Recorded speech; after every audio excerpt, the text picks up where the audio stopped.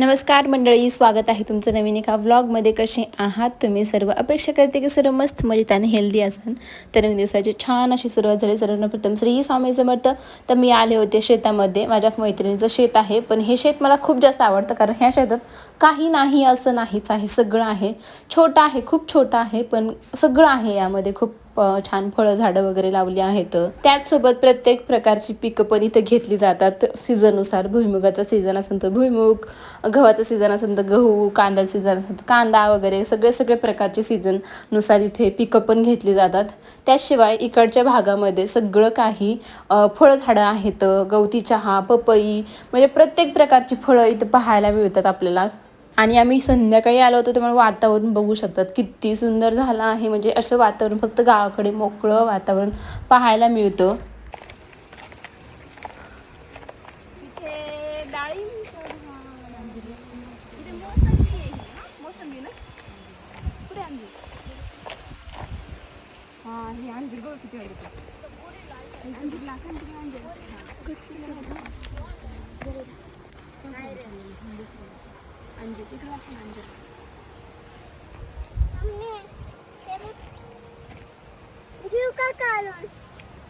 एक number taste. जे real शेतामधलं खाऊन असं करायला खूप छान.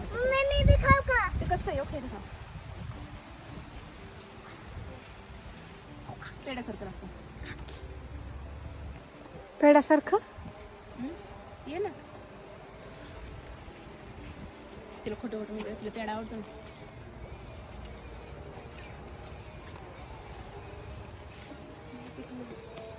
नाही ना.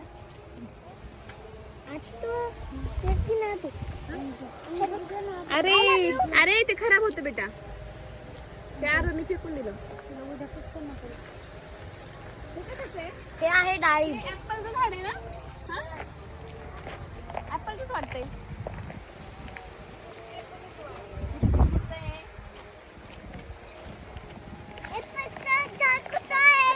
चिंचचं वगैरे ते चिंच नाही आवळ आहे. तिकडं बघ हे आवळ्याचं आहे. मागे मागे. हा, हे आवळ्याचं आहे. आवळे आली का घरावरती? अख्ख्या आमच्या गावामध्ये मामाच्या गावाला लय आलते लय. नको. म्हणजे आवळ्यापासून तर सगळं काही इथं झाडं आहेत अवेलेबल. खरंच असं शेत सगळ्यांकडे पाहिजे. माझं तर खरं ड्रीम शेत वाटतं हे मला, कारण सगळ्या प्रकारची झाडं वगैरे हे खरंच खूप लक्की असतं अशी माणसं की सगळ्या प्रकारची झाडं त्यांच्या शेतामध्ये असतात. कारण एक दोन प्रकारचे असतात, पण इथे पाहू शकता तुम्हाला मी सांगितलं जसं की सगळ्या प्रकारचे आहेत. थोडंसं म्हणलं व्हिडिओ काढूया चला, आणि मग माझ्या मैत्रिणी पण थोडासा व्हिडिओज वगैरे काढला. सगळे म्हणतात की मला जास्त फोटो काढायची आवड आहे, पण माझ्यापेक्षा जास्त हिला जास्त फोटो काढायची आवड नाही आहे. पण एकदा घातलं ना साडी बिडी 100 फोटो काढून घेईन माझ्याकडून. अजून किती काढायच्यात बाई? चला पटकन, तिकडं कार्यक्रम संपून जाईल. तिकडे जाते, आजीला विचारायचं पाणी आहे का. छान दिसतोय.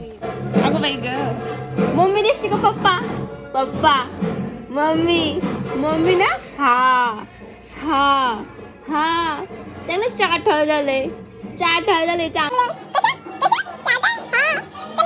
ही आहे माझ्या जाऊबाईची मुलगी, जे की आता झाली आहे 4 महिन्याची. आणि त्यांच्या घरी कार्यक्रम होता. माझ्या जाऊबाई आता माहेरीच आहे आणि तिच्या भावाची जागरण गोंधळ होतं. मग तिथे आम्ही आलो होतो. आज मला रात्रभर इथे थांबायचं होतं. माझी मैत्रीण पण आली होती, पण ती गेली होती लवकरच. मग मी जेवण वगैरे केल्याच्यानंतर आम्ही निवांत बसलो, कारण रात्रभर जागायचं होतं. रात्रभर मला जागरणाचा कार्यक्रम बघायचा होता. आणि जाऊबाईचा मुलगा बघा अवधूत, तो पण मामा मामीसोबत छान असा आरतीज वगैरे छान एन्जॉय करत होता. नंतर हे आमचे भाऊजी आहेत, छान नाचत होते. सगळे नाचत होते. मला पण बोलत होते, पण मला ॲक्च्युली नाही हे असं पाहुणे रावळ्यांच्यात असं नाही नाच वाटत. आपल्या माहेरकडचं एक वेगळंच असते आणि सासरकडं असल्याच्यानंतर एक वेगळंच असते. तर ही नवरी वगैरे छान नाचत होते. सगळे एन्जॉय केलं होतं, सगळे मस्त. पण माझ्या जाऊबाईला काही एन्जॉय करता आला नाही, कारण ती जी लहान मुलगी होती त्यामुळे मग ती सारखी उठत होती, रडत होती. आज तिला असं वेगळं वाटत कारण पहिल्यांदा एवढा मोठा आवाज, एवढी सगळी माणसं वगैरे तिने पाहिले, त्यामुळे ती थोडंसं येड्यावानी करत होती. नाहीतर मग खूप शांत, खूप छान आहे. ती अजिबात रडत नाही, काय नाही. पण एवढी सगळी माणसं वगैरे असल्याच्यानंतर ऑफकोर्स कोणाला पण हेच वाटणारच. रात्रभर छान कार्यक्रम पार पडला आणि नंतर मग हे असं अंगात वगैरे येतं माणसांच्या. मग ते पण आता आम्ही ते पाहत होतो. खूप वेगवेगळ्या प्रकारचे देव अंगात येत होते लोकांच्या. आता हे कितपत खरं आहे, कितपत खोटं आहे मला काही माहीत नाही, पण देवावर विश्वास तर आहे माझा. त्यामुळे मग हे सगळं मी एक म्हणजे आशीर्वाद म्हणून घेत होते.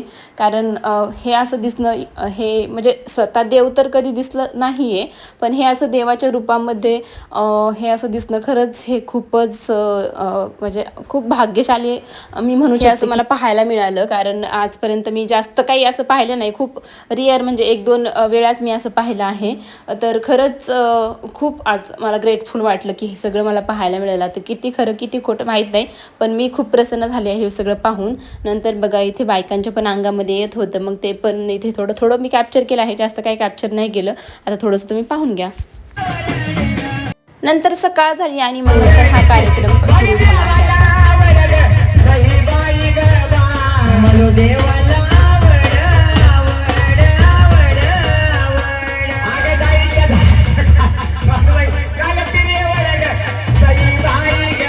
नणन, भावजय, दीर, वहिनी वगैरे कोण कोण होतं त्यांनी सगळ्यांनी एकमेकाला हळद अशी इतकी लावली की काय सांगायचं. आता सकाळ झालीच होती, मग छान असं फ्रेश झालं थोडंसं, म्हणजे तोंडच धुतलं आणि लगेच आले मी माझ्या घरी, माझ्या सासरी. कारण एकाच गावात आहे माझ्या जाऊबाईचं माहेर आणि आमचं सासर दोघींचं पण. नंतर मग दुपारी माझ्या फ्रेंडच्या घरी आले होते. नंतर काही शूट केलंच नाही घरी आल्याच्यानंतर. फ्रेंडच्या घरी आल्याच्यानंतर हे अनु आणि तिची फ्रेंड छान एन्जॉय करत होते. मग तेच म्हणलं थोडंसं कॅप्चर करावा. अचानकच ठरलं की चला हॉटेलला जाऊया, थोडे फोटोज व्हिडिओज काढूया. तिथे छान घसरगुंडी वगैरे आहे, मग तेच खेळूया. मग काय घरी आले, परत छान अशी रेडी झाली आणि मग लगेचच आम्ही इथे आलो आहेत. आता माझ्या फ्रेंडचे मिस्टर आले होते सोडवायला, मग ते सोडून गेले होते. मग आम्ही सगळे इथे छान असं एन्जॉय करत होते. एन्जॉय काय म्हणजे एन्जॉय एवढं काय, पण तेवढंच म्हणलं मुलांना थोडंसं मोकळं वेगळं काहीतरी. रोज तेच रुटीन कंटाळतात मुलं. तर आमची बघा कशी नाटकं चालू आहेत, वेगवेगळे प्रकारे घसरगुंडी खेळत होती. तिला घसरगुंडी खेळायला खूपच जास्त आवडते. इकडं पण माझ्या मैत्रिणींची मुलं वगैरे सगळे खेळत होते. बाकी मग त्यांच्या वहिनींचे वगैरे मुलं आले होते, मग तेच इथे सगळे खेळत होते. ऑर्डर वगैरे देऊस तर आम्ही इथे बाकीचं सगळे करत आहे. काय आणू, फोटो काढायचा? आताच काढला ना. अरे आणू तसं नाही करायचं, उठ उठ उठ.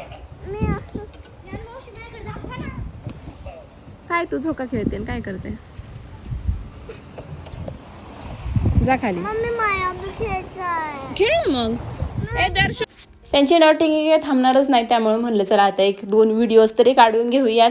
त्यामुळे मग इथे माझ्या फ्रेंडला सांगितलं की एक असा व्हिडिओ काढ, एक तसा व्हिडिओ काढ, कारण तिला पण खूप सारचा व्हिडिओचा आवड आहे, व्हिडिओ फोटोची. आणि मला तर काय आहेच आहे, पण आज काय एवढा मूड नव्हता माझा काढायचा. पण शेवटी तिचं बघून मला थोडंसं मूड जाणवला. मग चला म्हणले काढूयात थोडंसं तरी.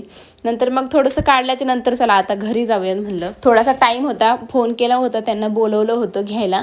पण मग तेवढ्या वेळात काय करायचं, तेवढा पण टाईम आपण कुठेतरी बाहेर करायला पाहिजे ना. त्यामुळे मग इथे अनु आणि मी झोक्यावर बसलो होतो. छान असं झोपाळा आहे इथे, त्यामुळे झोक्यावर बसलो होतो. मस्त वाटत होते तिथे. जम्पिंग पण होते तिथं, पण ते ॲक्च्युली हे झालं होतं, खराब झालं होतं. त्यामुळे मग अनु इथेच बाकीकडे दुसरीकडे खेळत होती. तिला म्हणलं एवढी बॉटल, छान अशी त्या झोपाळ्यावर बसली होती. आणि तिथून असं वाटत होतं की राजकुमारी झाली की काय, कारण सगळं आयतं. तिला मोबाईल पण आणायला लावला आणि बॉटल पण. चला मग आजचा हा छोटासा व्हिडिओ मी इथे सेंड करते. कसा वाटला नक्की सांगा कमेंटमध्ये. आवडला तर लाईक करा, चॅनल सबस्क्राईब करा. भेटू उद्या, बाय.